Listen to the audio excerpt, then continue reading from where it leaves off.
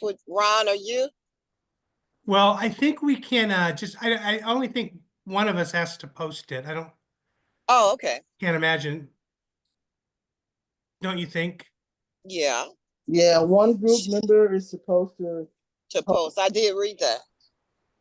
And then yeah, in case something happens, I can I'll have a copy. Okay. Okay. So Because yeah, the instructor said that, we need to keep a copy of when we are in discussion groups. and I think we're all kind of learning at this point, so I think for this first week, hopefully that she'll have mercy on us. I know. Let's Yeah. hope. Because I'm like, oh, I don't know. Ron, are you tech savvy? I'm competent. Okay. That I might like Would you that like me to word. take care of the recording? I've done it before. yeah, if Okay. you want to, that would be great. Sure. And I'll record it too, just so we have a backup. Like Okay. I'm recording now, but like I'm not sure about how to download it to Blackboard. I mean I should learn too, so I'll try to learn along with you, but if you are comfortable doing it, that would be great. Okay. And then And Ron, Dolores, you had the yeah, questions? yes, it just wanted us to go over to defining what a group means to us and where does it come from and what professionals need to be effective in groups and the concerns that we individually have about facilitating a group. So those are the questions that I had at the bottom of the discussion. Or that, that discussion one. Those were what we were supposed to go over. Oh, okay. Did anybody see it? Anybody can go in there? Yeah. Yep, I have them right here. I'll read off the first one and we can just go from there. Okay. Discuss with your group how you define group and what you know about groups. Hmm. And That's this is real. before we do any reading. This is just Right. based on our previous knowledge. Okay. I can start if you'd like. My definition of group would be a number of individuals who have like issues and are Mhm. working through a similar problem. Okay. That sounds good. Yep. A group of individuals that gather to address similar problems. Yeah. I assume my assumption is that kind of groups and recoveries was started by Alcoholics Anonymous, and it was kind of the shift to where there were no experts, so the group were everyone in the group is equal. No one is like the expert on addiction or whatever the problem is, and instead each person kind of brings their understanding and problems into the group as well as finding their own answers. So groups, something around kind of they're around peer support. Mm-hmm.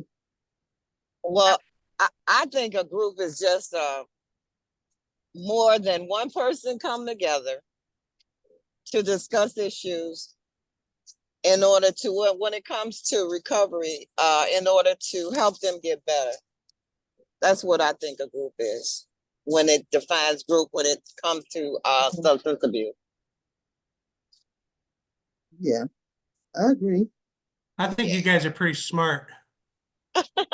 Well, I think you all are pretty smart. So the next question is, where did you gather your information about your definition of groups? I would say from my previous work experience, because I was in mental health for like over 20 years. So for me, it was just through employment, and it wasn't just with people with addictions. It was the mentally ill, Mm-hmm. and there were and we had different groups for different issues, and the groups were always moderated by or like facilitated by someone in the clinical field. So it was basically like I was just there as an observer or like to assist. So that's where my experience comes from. So I do not have the educational background, and I don't know the exact mechanics of a group or like the dynamics, like like I said, the educational background. I just have the experience of dealing with groups. Right. I think that's powerfully, and I think that having that personal lived experience with groups is you probably already know what you're doing. May I ask where you work? No. I don't know what I'm doing. May No, I ask where you I work? worked for the city of Chicago for like over 20 years. And when I first started with the city of Chicago, I worked for the mayor's office for people with disabilities. But of course, there were no groups there. That was more like a department that made sure um, like businesses were compliant with the Disabilities Act. So from there, I went to mental health, and that's where I gained my experience in working with groups. So, yeah, so that's where I worked. And well, now it's called behavioral health. But at the time, it was mental health. And I had the opportunity to not just work at one site, we had like 8 different sites at the time. So I would go from site to site. And for one reason or another, the clinicians would always want me to come and sit and watch, which was a good thing. So yeah, that's where my experience came from. Oh, and then after that, I went to the Department of Human Services with the city. So I worked with seniors and groups. Yeah. So that's where I worked, and that's my experience. You're an expert practitioner. Oh, I only wish. Or peer support specialist. Yeah. I only wish. That's where my heart is with peer support specialist with the program. That's where I work with the university. And lead, one of the things you can do in addition to what you're working on now is we offer a program that's funded by the university. It's called the Peer Support Specialist Training Program, and it's free. And you get 120 hours of educational, the 120 hours educational component, a 300-hour internship, and then upon that you can sit for the state certification as a CRSS, which is mental health, or a CPRS, which is a person with substance use experience. I think, Ron, I think I in one post somewhere sometime I said, hey, you'd be great for our program. I think I can't keep track. Yeah, I've heard of the support specialist. It's such a great. I've heard about it because of the crisis response teams in Orland. My wife helped set up that with the office for the Orland Police Department, and they were hiring support. So I learned about it a little bit. But it's such a great resource. It is, and it's a great program. And that's kind of where I would say that I co-facilitate groups with the individuals who are in the program currently at the university, myself and another individual. So that's the closest thing I have to facilitating a group. I want to speak to 2 things that I heard. Ron, you said that AA was probably the beginning of groups.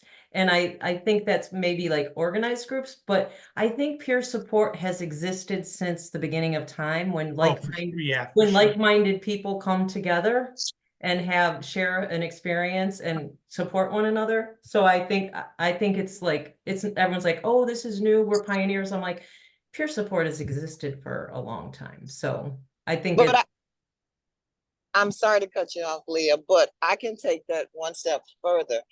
It's like from when you come into this world, you're gonna be in a group, whether it's just gonna be your mom, your dad, and you.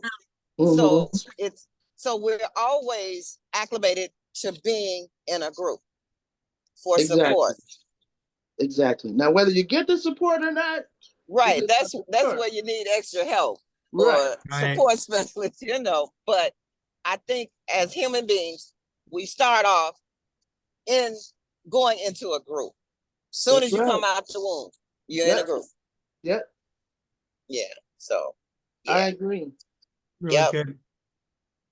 I think But we're a peer support group right here with the four of us, Yeah.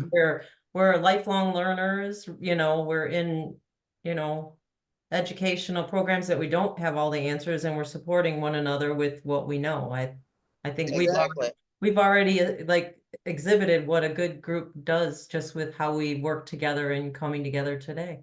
Yes. And Yep. it was, and you know what? It wasn't that bad. Even though, like I was telling Lee that I had issues with being computer savvy. I am not. But it really went smooth that we were all able to get on because we made the commitment. We're gonna get together at 1 o'clock, and we did it. So I Yes. appreciate that. I appreciate it as well because I know I'm not very computer savvy because um when I was well, right now I'm retired. I retired like almost 5 years ago. So Okay. when I started actually working, none of this was available. And I've been out of school for a while, at least maybe 4 or 5 years. So all of this is new to me as far as the Zoom and yeah, because they didn't really have that at the time. Maybe they did and I just, wasn't aware of it or, wasn't familiar with it. But it's been a while for me. So I really appreciate you all helping me through this. We're supporting each other. Yeah. It's Look, it's it's funny you should say that, uh, because it's like school is forever changing with technology and things of that nature. Yep. And it reminds me of every time you take a class, you got to buy a new book, which costs more money every time. So yeah, but we'll get there when it comes to getting together and getting the work done. For Oh yeah. sure. Yeah, yeah. So Um, the next question is, what skills or knowledge do you think professionals need to be effective? Hmm. And one of the things I think about is um, just high interpersonal skills, the ability to not take over, be a good listener, to really, make sure that the group is functioning in a way that um, enables people to get the most out of it that they can. And boy, a good group leader is the difference between, something being really beneficial and something being very painful, I think. I well, you agree. you said it all, Ron. That Yeah. is true. Yeah. I think I would add to be non-judgmental, Yeah. have an Good. open mind and really actively listen. Yes. That's good. Yeah. And I Being, would also say that I'm sorry, go ahead. no, I'm listening. Oh, I would also say um that the facilitator of the group has to be aware of other cultures because there may come a time where you may have someone that's from Asia or someone that's um, Islamic. So you have to be non-biased and accept everyone's different cultures. So you have to be multicultural. From my experience, that's what I would, say. Because, like I said, I've worked in different facilities in the city, under the city of Chicago. But of course, when you go into different communities, you're going to run into different people that come from different backgrounds. So you just have to really, really be sensitive. And then you have to make sure that the group members remain sensitive of other people's culture. Well, I think that's when you start a group, you have I don't know if you call them rules, but you have to lay a foundation of what is accepted Mhm. in the group. Exactly. So, everybody would be on the same page. Yeah, Yeah, it's good. but not only that, I would say one of the problems that I have run into, um, although you tell the group members, well, you have to be sensitive. That's not allowed. Da, da, da, da, da. There's always one that, or maybe two or three that are not culturally sensitive. So I think the facilitator should have to know how to interject, or how to just remain, just have control of the group. And sometimes it's not easy. So I think that's where the educational background comes in, because some people are very defiant. You know the rules. Hold up, wait a minute.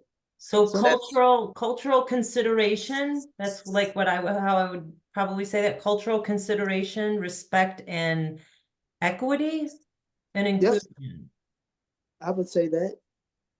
That's what I heard you say. Yes, that's true. It's good. I And mean, if you can always be able to express that, but like uh Lee was saying, not all the time. I'm sorry, not Lee. Uh yeah, like Lee was saying, not all the time people, understand rules. So you always gonna get an oddball. And as far as a facilitator is concerned, how do you handle those crisis situations within a group? Yeah. And Mm-hmm. that's really, I think in recovery in groups, when people are, in their first months of recovery, they're learning new ways of living, and those facilitators are helping them learn the rules of the game that maybe they've never learned, or don't know Right. exist. And so a good facilitator or group leader can really, you know, can teach and help and boundary without even, the person knowing too much, unless, they're just Mm-hmm. And that's, crossing every line possible. But But yeah. I can come back full circle and say you really have to have a passion for doing this type of work, because you're going to run into a lot of different obstacles, but because you want to help people who have substance abuse issues, then you yourself have to overcome those roadblocks. When you have those individuals that are just really obnoxious, or just don't want to act right, interrupt the group. How, Mm-hmm. you know what I mean? You got to be able to remain calm and Definitely. show them that there's a different side of, you know, I guess, being sober and being able to just be normal, because you're representing normal. yeah, I it's so think, good. I I think, agree. Yeah, hopefully. I Yeah. agree. Mhm. okay, Yeah. what I heard in that, like, and I didn't think of it earlier when I was speaking, like when you facilitate a meeting, you have to start with boundaries and Exactly. have consequences. So etiquette when someone's speaking, Right. all the typical things. But I guess that, like, you must have to do that when you start a group, I would Mm-hmm. think. Mm-hmm. Yeah, most recovery groups, I mean, like at least 12 steps or what I'm aware of, they read them every time they gather. And so there's a sense of this is how we play, and this, these are the Mm-hmm. rules, this is how we interact. But I wonder, do you call them rules, or this is how we're going to, instead of calling them rules, can you say this is how I expect everyone to engage in this group? Right. Because like some Yeah. people will get kind of offensive because you don't know why they're in the group, whether it's court mandated or, Right. you know what I'm saying? And so when you say rules, they might be pissed off. Not all, but maybe some. Right. So how do you express, okay, this is how we are going to engage in this group? instead of saying, well, these are the rules and you're going to have to follow these rules. You don't necessarily, you don't want to piss anybody off before they even open up their mouth and say who they are. You know what I'm saying? Yeah. What we do in our Wednesday group, we call it netiquette because we meet online virtually like this, and we say these are it's netiquette. We never said rules, but we said netiquette, and we say we start on time and end on time out of respect for people's time. Okay. We respect each other's views. We don't, so it's those same things, like we've established these boundaries, and we like kind of like what Ron said, we just start every Wednesday, we start by saying that. And respect each other, and if you have something to say, raise your hand. Oh, yeah. Okay. So I'm boundaries. sorry. Yeah, it's interesting. I'm not sure. I was thinking, do they call, I think, yeah, rules or guidelines? But it's interesting depending upon why the group gathers, if it's court mandated versus people voluntarily going to some kind of recovery program versus an adolescent versus, there Yeah. might be different ways you would engage, huh? That's a really good point. Yes. Yeah. But from my experience, usually, not usually, but the clinician would say this is what's expected of every, like Patricia said, you tell them what's expected, because Dolores, you're right. Sometimes people have issues with you telling them these are the rules. I But know. if we say something like this is what's expected of you, we expect this so and so, so and so, so and so, XYZ. And people sometimes, usually, are pretty okay with that. And then as long as we stick by what, not we, but as long as the facilitator stands by or sticks with what they've told the group members, and then it can function pretty well, usually, That's sometimes. true. Yeah.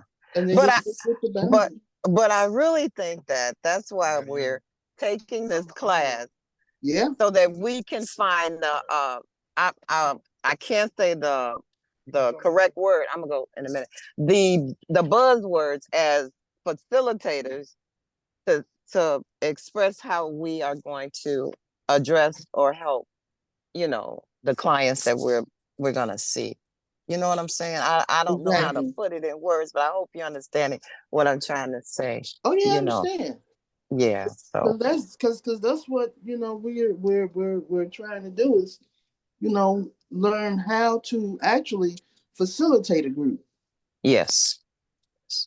So So The final question is, do you have any concerns? What concerns do you have about facilitating groups? And I would just add to what we've been talking about, just what our best practices, what's, yes. what does research show to be the best ways to help people in their recovery process. So yeah, I'm Mhm. excited for it too. Yes. I mean, I think that we've already answered the concern, you know. So yeah, I I think agree. the four of us should teach the class. By the well, end I'll of the tell you, semester, we will be able to, Ron. So, All right. one of my concerns is, of course, I have them, but one of my concerns is having an unruly group member, because a lot of times, not a lot, but sometimes people with addictions also have other mental illnesses, PTSD. They might think that they're back on the battlefield, anything. So, and some of them are not compliant with medication. So, my concern would be, how would I handle a group member? I guess, that's not in a good mood that day, but they wanted to come to the group, and they, jump out of character and they're unruly, or, of course, I would, stop the group and have the client, now it's not a good time for you, whatever, whatever. But I don't really know what I would do. Usually, from my experience, I have ended up having to stop groups, and I would end up having to call the police to have clients escorted. But, this is a different day and time. So I would be concerned about that. Because if a client is an adult, there's only so much you could do other than call the police. But I would be concerned with, is it something that I can do or something that I should know how to stop it from getting to that point, if I could or if I'm able. Yeah. That would be one of De-escalation skills. Well, I Those are want to, things I want to learn too. well, I want to say this. We have, I'm taking this class about intro to co-occurring disorders. Mhm. And, the instructor talked about sequential and parallel treatments. And so what parallel treatments are is like they're being treated by somebody else in the medical profession or whatever. Mhm. And maybe, if we get to know that person, we can understand what type of treatment they're having, and whether they do have usually they do, but a severe, you know what I mean, a occurring disorder. Yeah. Yes. And so with that in mind, we kind of want to stay ahead of the game with that patient or that client. I shouldn't say patient, but client, so that we can tell whether there may be an escalating situation. Yeah. Mhm. What I hear there is like really setting people up for success. Right. So that if there's things that are going to make it really hard to be in a group setting, that, those are, as much as we're able to help them. Yeah, that's really interesting. Yeah. I think my concern in facilitating a group, all of your concerns are so valid, and I feel the same way about all of those issues too. But my personal concern is that I listen before I speak, and that I can not try to fix people's problems, but help them come to the place where they are able to help themselves. Exactly. That's what Right. it's, yeah. Because That's Mhm. what it's, I think as a mom, a lot of times you're a fixer, and that's something that I'm working on for my, How about a grandmother? We yeah, fix and a everything. dad. Can you fix my kids? I'll send them over. well, I got one better. I have an adult son who's autistic. He's very smart, but at the same time, he will not listen to a thing I say. So I got it both. I mean, I got it coming and going, and I love him dearly. Of course. I say every day I have control over one person, and that is myself, and most days that's difficult. Yeah. Yeah. Yeah. Okay. Well, you guys, I think we did it. Yes, we did. A little bit of overtime with it too. Yep. That's Oh, I'm because sorry. you guys have such great things to say. I really appreciate it. I do too. I thank everybody. Me I'm too. glad. Thank you Yeah. so much. Patricia, I'm not sure because after I got it approved to record, I don't know if I actually recorded. I can see that you're recording. Okay, yeah, let's hope. So, I have it and- when did you save it to your computer or to the cloud? Do you remember? to the computer. Okay, so what we can do is, if you want to stop it, and then I can text you, figure out a way to send the file to me.